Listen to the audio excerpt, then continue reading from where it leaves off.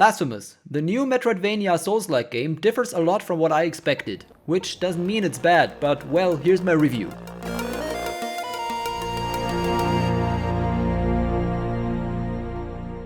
Welcome back, so here it is, Blasphemous. A weird dark 2D side-scroller which borrows a lot from the Dark Souls series, but even more from Castlevania.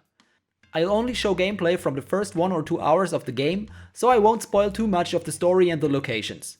Let's first check out what the game is all about. A curse called the Miracle has driven the people of Custodia into an endless spiral of guilt and anger. You are the so-called penitent one. Your mission is to lift the curse, of course. Visually, the game is beyond any doubt. The pixel art looks beautiful. It's clearly inspired by Christian iconography, and the cutscenes remind me of dark fantasy movies. They are definitely worth watching. Most environments look very unique and are crafted with lots of devotion. The same goes for the enemies and especially the bosses. Beside the cutscenes, the game is almost bursting with lore.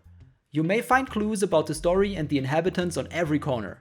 The item descriptions are also a class on its own, just like you may know from the Dark Souls series or Bloodborne. The world design as a whole is outstanding, very grotesque and atmospheric, with a strong gritty atmosphere. Controls are on point, nothing to complain here. Also, the boss battles are mostly excellent. They always feel like a challenge, and if you die, you know why, for the most part. More on this topic later. Sadly, for my taste, Blasphemous is more Castlevania than it is Metroid. Progression doesn't rely on new abilities you gain. For example, being able to climb a wall you previously couldn't, or blowing up an obstacle with a skill you learned.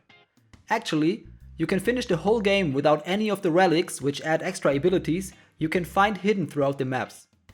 On top of that, they are really hard to find and the clues you get are cryptic even to Dark Souls standards. So you will surely miss most of them on your first playthrough if you try to sort everything out on your own. The map doesn't really help too, because you can't make notes, and it doesn't display how much of an area you already explored. So you have to memorize a lot or take screenshots every few minutes. What also really bugs me are lots of jump passages with instant death spike traps or endless falls. Some traps also have unreliable hitboxes, which is even more frustrating. And oh boy, I'm quite resistant to frustration. I've beaten Super Ghouls and Ghosts on the SNES and almost made it through Battletoads, just to name 2 of the most frustrating games I ever played. But back to topic. Beyond that, the logic of some traps can't be understood until you die to them. So the game punishes you for something you couldn't avoid in the first place and eats your time by sending you back to the last shrine to try again. If you ever integrate insta-kill traps in a game, make sure players get a real chance to avoid them, like almost all traps in the Soulsborne game series. That's not the case here, which as I said leads to a lot of frustration, at least in my case. Another thing I absolutely can't stand in games like these is getting damaged by just touching an enemy.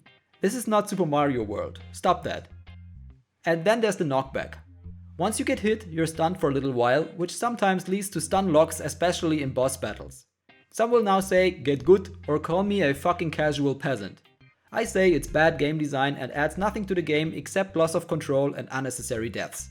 Blasphemous also lets go of any other more or less useful feature, like fast travel, and it doesn't auto-refill your mana, or fervor how it's called here, as you die. Instead you have to pay for it. So what's my conclusion? I'd really be happy if the game would be focused more around exploration, character enhancement and fighting hard and tricky enemies than being this rock-hard jumpy action adventure. Some of my cons might be pros for some of you, so if that's the case, if that's what you like, then go for it and buy one of the best games ever made for you.